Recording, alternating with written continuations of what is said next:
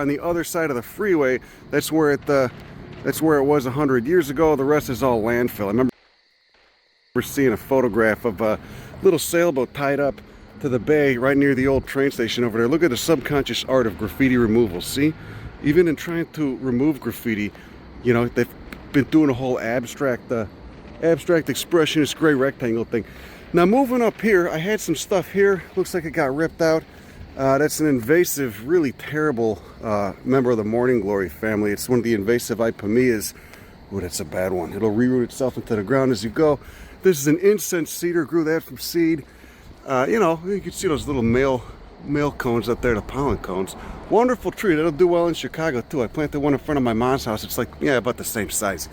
Over here we got Quercus rugosa, widespread Mexican oak with the beautiful yellow indumint on the underside of the leaves.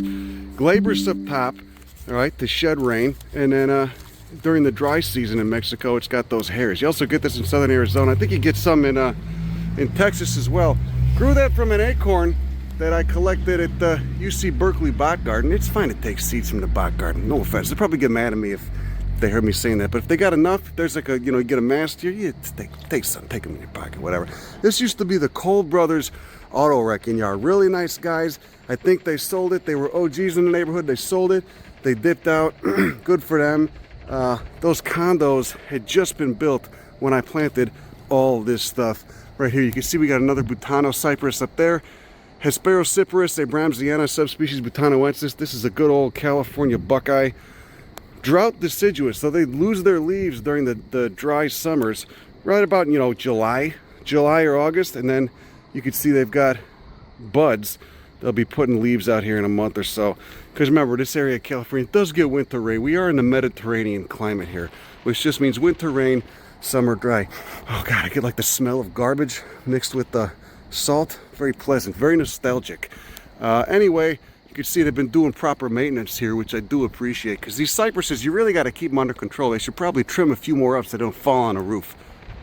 This was one of the red oaks. I forget what that was. Maybe Gambellii? I don't know. I planted that.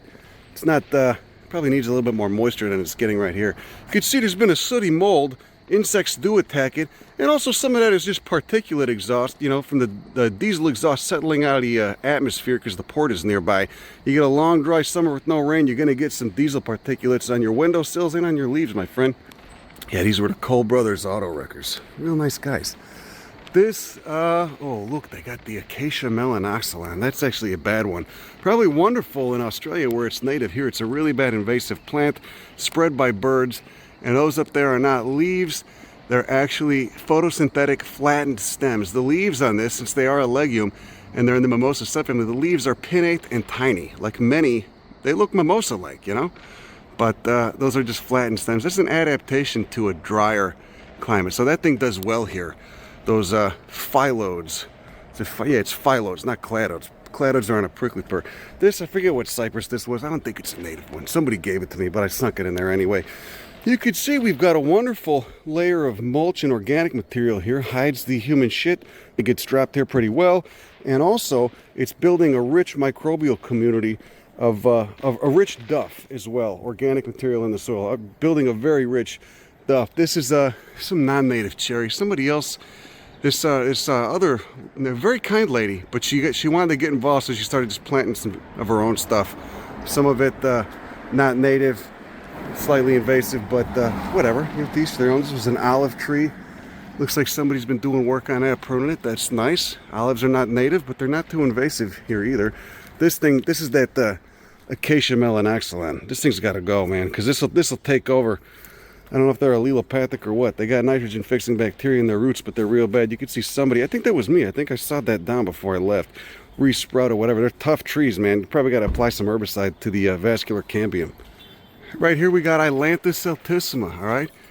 Not so invasive on the west coast because they need more water than they generally get. But Midwest and East Coast climates, they get very invasive.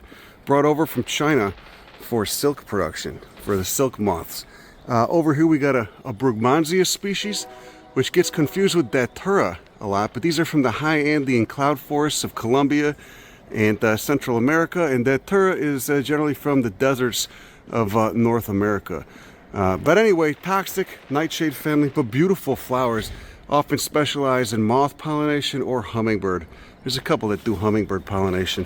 Really easy to root from cuttings though, and not invasive because they need a lot of moisture, so they're not going to snap out. This is a giant sequoia. I actually grew this from seed. It's about 15 years of growth on a giant Sierra redwood. You can see it's generally big as hell, and it'll, you know, were it to keep growing, it'll one day destroy the street. But that's not, you know, you got a century. None of us will be around then anyway. Look at that beautiful bark. And compare the needles on a giant sequoia with those of the coast redwood, which I'll show you just up there on a corner. Okay, moving right along. Look at that thing. This guy's going to be 50 feet tall now. It's, yeah, like 12 years of growth. Moving right along, this is Sargent cypress. This is a rare cypress that's endemic to serpentine soils. It only grows on serpentine geology. That is the ultramafic geology. You can see it's got a nice bluish color. This was from seed I collected, I think, on Cedar Mountain in Alameda County. Beautiful tree though. It's grown. You know, see, they do get a little messy at top, and it can be a fire hazard. So you gotta prune those as you go. Get a nice electric chainsaw or an electric pole saw. I like the electrics because you don't lose as much energy like you do with the combustion. They're also not as fucking loud, not as much of a pain in the ass. Forget the gas in there. You just throw a battery in there, start pruning them up. Okay, this was a Monterey cypress. This is the most common species in the genus Hesperocyperus that's planted. This and Hesperocyperus arizonica. So this is Monterey cypress. I grew it from seed. I'm surprised it's still alive. Kind of looks like shit. If it were up to me, I would take it down because it's going to fall one day anyway. Some of the ones in Golden Gate Park look beautiful, but they only live like 100 years, which is pretty short for a conifer. Look at that thing. I thought this thing started to die like 8 years ago. I'm surprised no one's taken it down yet. It's gonna fall and crash one of these luxury automobiles at some point. Now this is nice. This is nice right here. This is a bay tree. All right, like the bay leaves you'd use in cooking. My friend Peter used to work at a nursery. This is like 20 years ago. Gave me one of these. Actually, he gave me two. I planted the other one up on Wood Street next to a chain link fence in a homeless camp. But this one is obviously doing a lot better. And you can see this rich duff. Can you imagine what the mycorrhizal community right here must be like? Absolutely rich. Fantastic.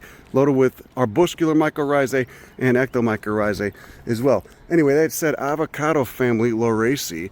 And the leaves are pretty fragrant. Because again, that is, you know, bay leaf in cooking, that's what you're using. This species, native to the Mediterranean. Not too invasive here from what I know, but we have our own native California member of this family, the California Bay. I should have planted that instead, but honestly, this was a freebie. I didn't have anywhere else to get it, and you know, it's fucking Oakland, so it's whatever. It's not invasive, not taken off. This is Washingtonia californica, which can be invasive in other parts of the world, native to the Mojave Desert and Sonoran Desert, but here it's doing fine. Planted that as a seedling, and you can see it's got about 15 feet tall.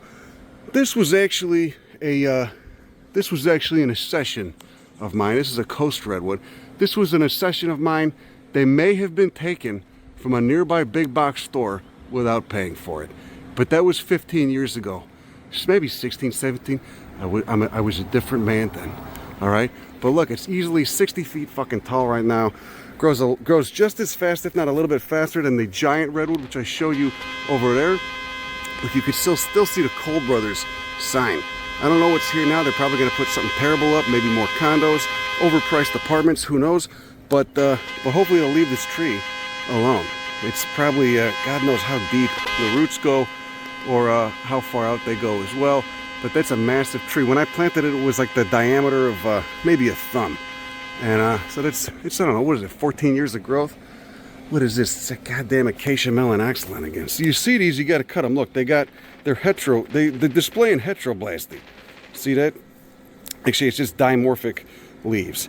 Okay, so you got the young leaves right there, and then when they get old, when they get more mature and larger, you get these phylos, which are just technically that's just a flattened photosynthetic stem. A lot of the Australian acacias do that. I don't know who the fuck brought that over, thought it was you know, attractive, and planted it in the garden, but it's really invasive out here, and it's really hard to get rid of too.